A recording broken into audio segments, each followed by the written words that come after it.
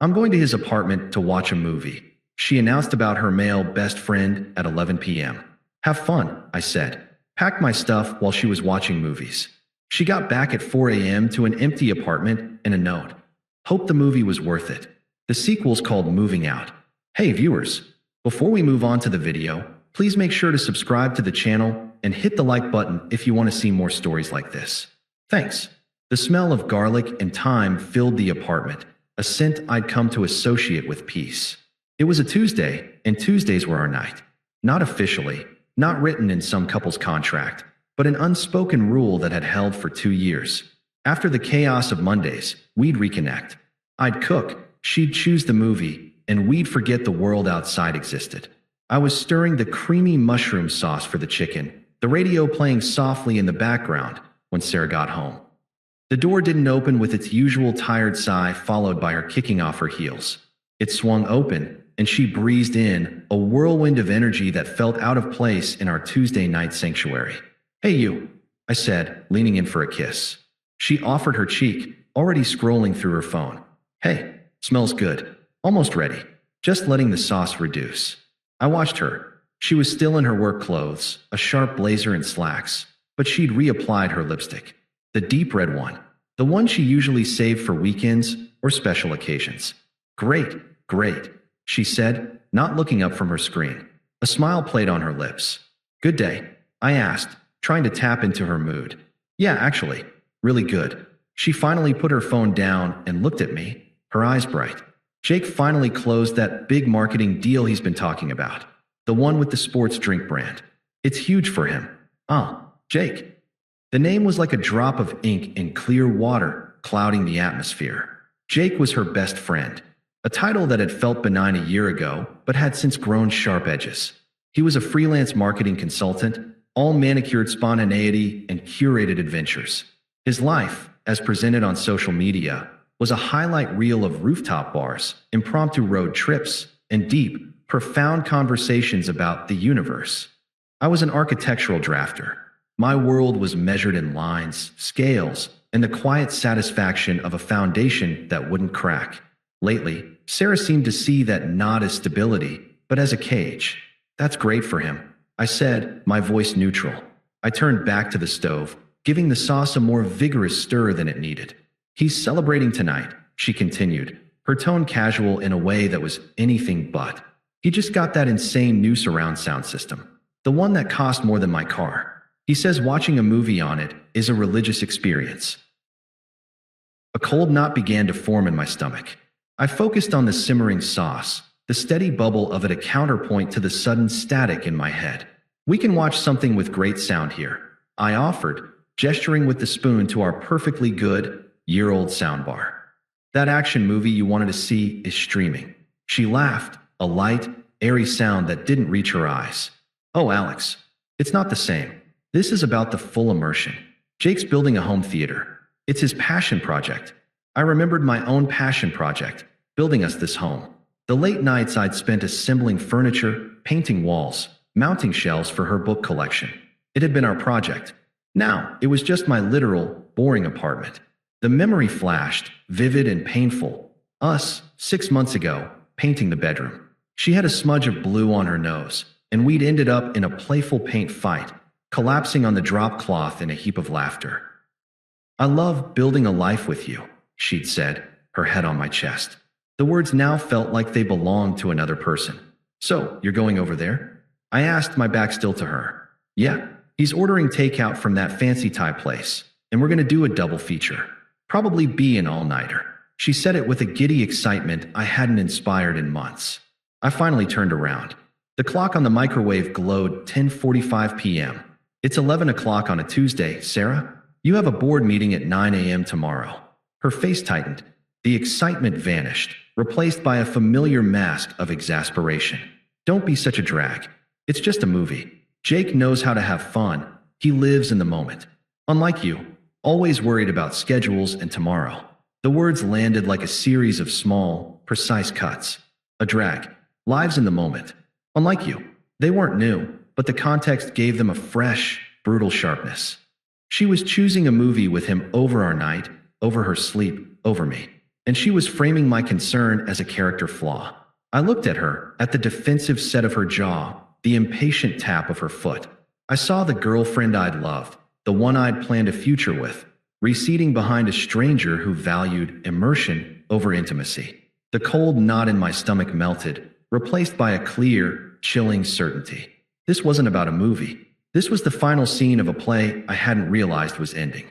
The silence in the kitchen was heavy, broken only by the frantic bubbling of the sauce. I reached over and turned off the burner. The sudden quiet was deafening. All the arguments I could have made flashed through my mind. I made you dinner. It's our night. This is disrespectful. He's not just your friend, and you know it. I could have yelled. I could have begged. I could have listed every time Jake had coincidentally needed her when we had plans, every backhanded compliment she'd made about my safe job, every time I'd bitten my tongue to keep the peace. But looking at her now, poised to walk out that door, I saw the truth. Any reaction, anger, hurt, pleading, would just be more drama for her to dissect with Jake later. He was so insecure, you wouldn't believe it. So controlling. I would become the villain in their story no matter what I did. So, I chose not to play. I took a slow, quiet breath, the kind you take before stepping off a high dive. The hurt and anger were there, a roaring fire in my chest, but I smothered them. I let the clarity wash over me, cold and final. I looked her directly in the eyes, my expression unreadable, my voice unnaturally calm. Okay, I said. Have fun. Her smug confidence flickered and died. She'd been braced for a fight, ready to counter my insecurity with her enlightened perspective. My serene acceptance was a void she hadn't anticipated. It threw her completely off script. Wait, what? She stammered, her brow furrowed in confusion. That's it. No argument. No guilt trip. I simply shrugged, a small, non-committal gesture. You're an adult. You can make your own choices. The confusion on her face curdled into annoyance. My calm was a mirror, and she didn't like what she saw reflected back. Her own actions, stripped of the dramatic justification she'd prepared. Fine, she snapped, grabbing her purse from the counter. I will. I'll see you whenever. She turned and walked out. The door didn't slam. It closed with a soft, decisive click that echoed in the silent, sauce-scented apartment. It was the sound of a chapter ending. I stood there for a full minute, just listening to the silence. Then I moved. I walked to the stove, picked up the pot of mushroom sauce, and carried it to the sink. I didn't look at it. I didn't taste it. I turned on the disposal and watched 2 hours of care and anticipation get ground into nothingness. It was oddly cathartic.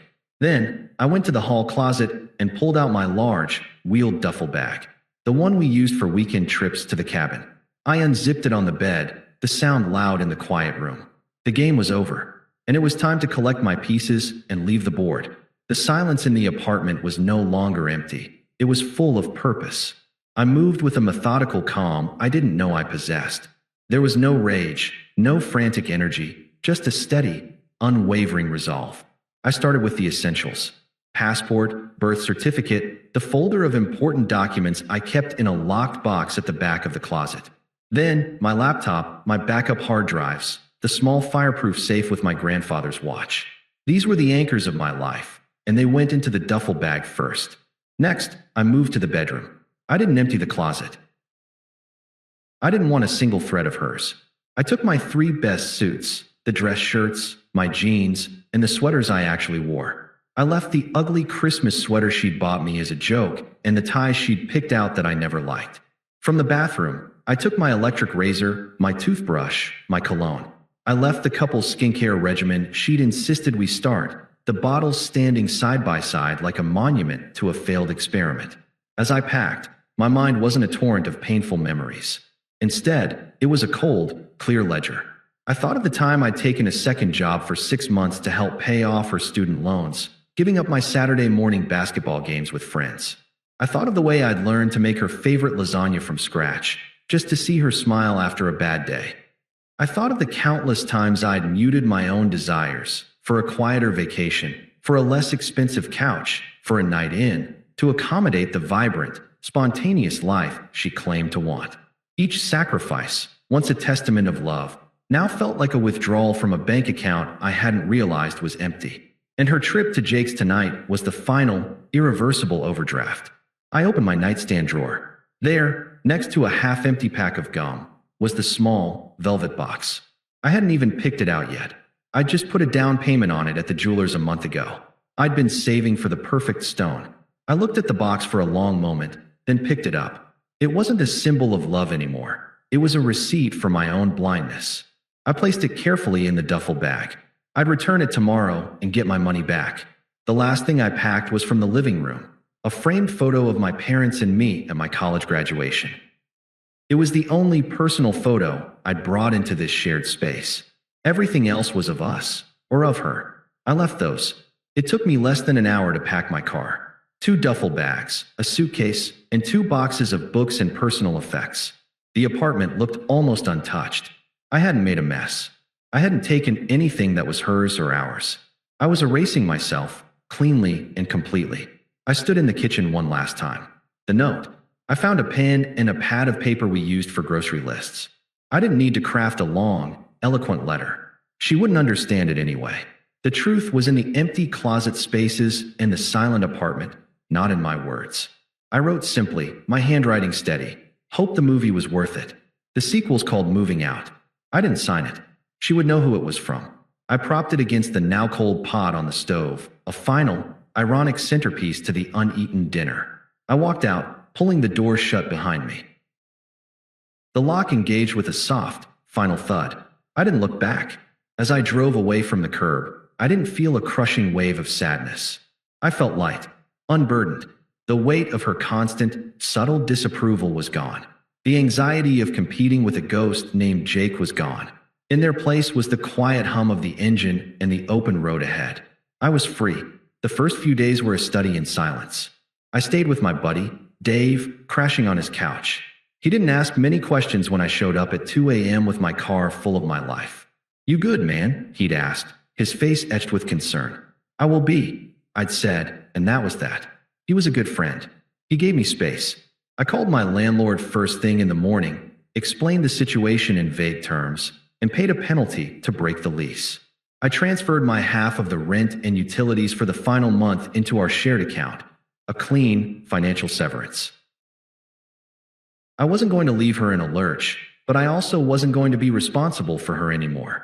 Then, I blocked her number, and her email, and her social media accounts. It wasn't an act of anger, but of self-preservation. I knew the storm was coming, and I had no intention of being caught in the rain. The storm arrived, as predicted, through indirect channels. My phone buzzed with a number I didn't recognize. I let it go to voicemail. "Alex, it's me. Where are you? The apartment is empty. This isn't funny. Call me back." Her voice was a mix of confusion and irritation. I deleted it.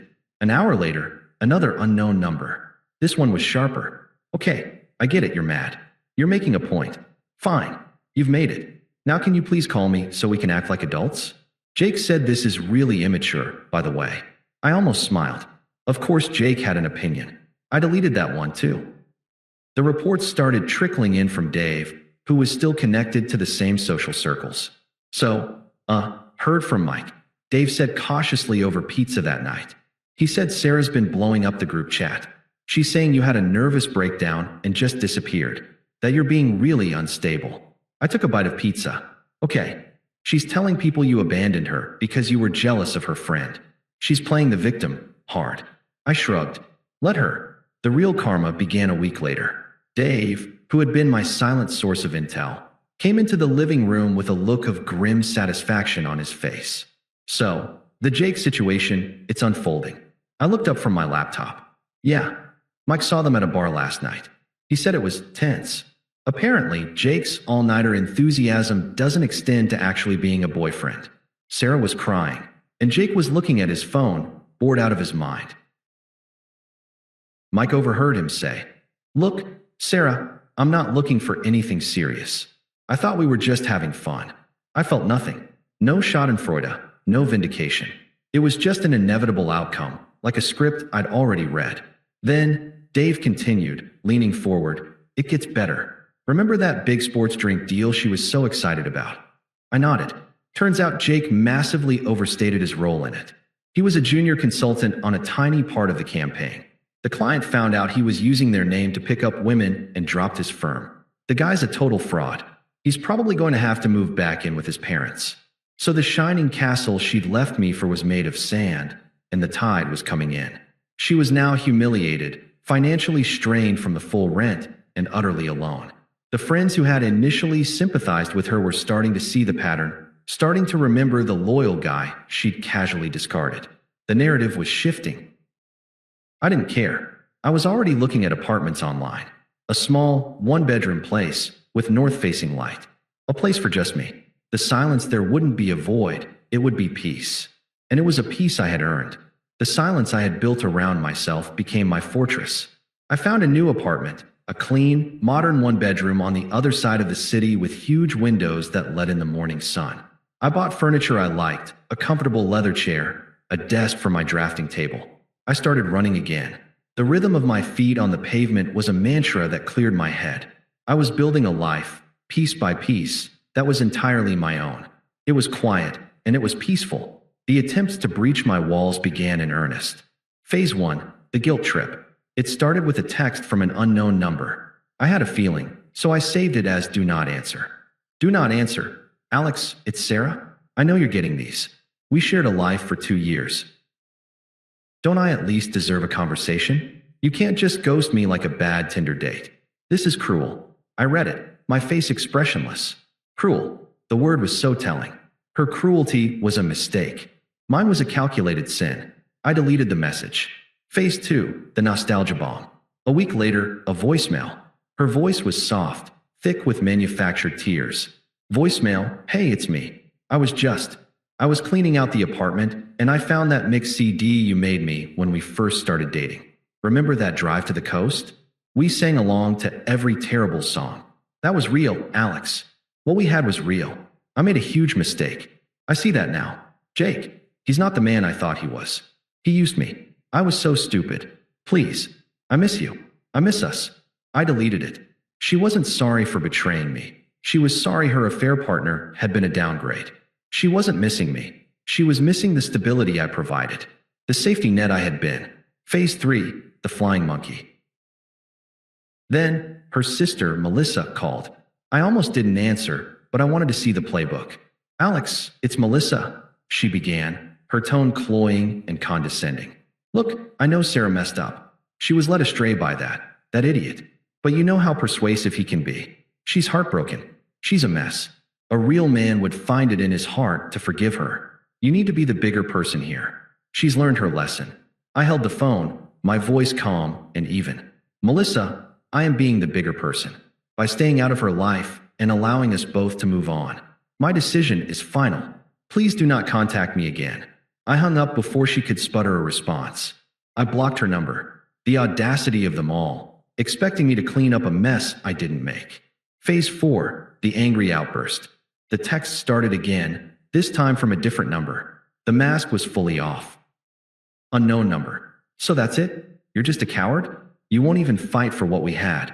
You just run away? Unknown number. I see now. You never really loved me.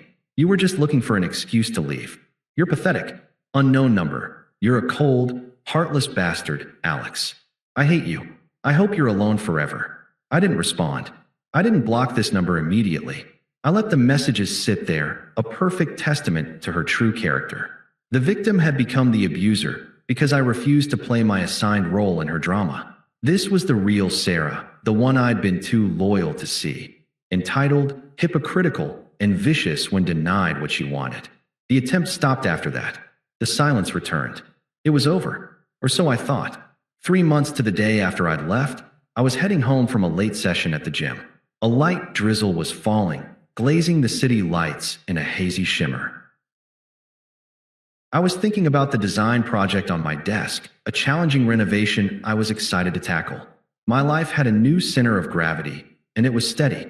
As I approached my apartment building, a figure detached itself from the shadows near the entrance. My steps didn't falter, but my guard went up. I knew that silhouette. Sarah stepped under the glow of the street lamp. She looked diminished. The sharp blazer was gone, replaced by a damp, wrinkled hoodie. Her hair was pulled back in a messy ponytail, and her face was pale and free of makeup. She was trying to look vulnerable, but it came off as exhausted and defeated. "Alex," she said, her voice a raw whisper. "Please, we have to talk." I stopped a few feet away, my keys in my hand. I didn't invite her up. I didn't even smile. I just waited. "I get it now," she rushed on, her words tumbling out. "Everything. I was blind.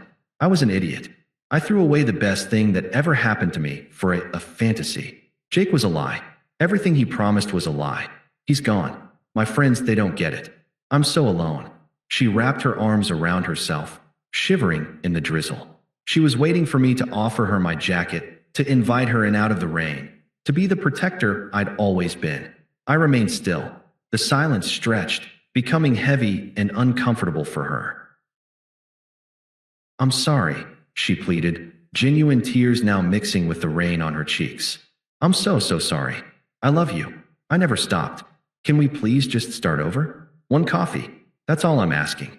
This was the moment. This was the culmination of all the quiet dignity, the restrained anger, the focused rebuilding. I looked at her, standing in the rain, a monument to her own poor choices, and I felt nothing but a distant, academic pity. She was no longer a person in my life. She was a lesson I had learned. My voice, when I finally spoke, was calm.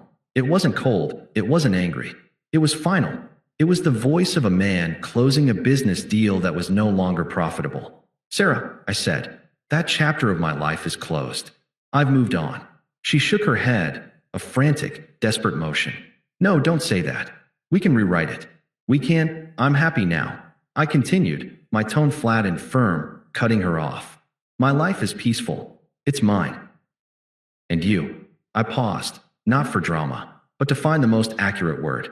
"You are a disruption to that peace. A distraction I have no interest in entertaining." Her face crumpled. "Don't you care about me at all?" It was a child's question, a final, weak ploy. "I care about my peace," I repeated, making it my mantra. "And you are a threat to it. Our relationship is over. It has been for months. You need to accept that and move on with your life, because I already have." I saw the last flicker of hope die in her eyes. She had thrown every weapon in her arsenal: guilt, nostalgia, anger, pity, and I had simply refused to be wounded. Her power over me was gone. She was just a woman standing in the rain, and I was a man who needed to go inside and shower. "So that's it?" she whispered, the fight gone from her, leaving only a hollow shell. "That's it," I said, my voice soft but absolute. "Goodbye, Sarah." I turned, slid my key into the lock, and walked into the warm, dry lobby. I didn't look back. I heard no sob, no scream, no sound at all from the other side of the door. Just the gentle hiss of the rain. I rode the elevator up to my apartment. I took a shower. I made a cup of tea. I sat down in my leather chair and looked out at the glittering city through the rain-streaked window. The silence was profound, and it was mine. She was a ghost, and I was finally, completely free. The sequel to my life wasn't about her downfall. It was about my upgrade, and it was just getting started. Thanks for watching.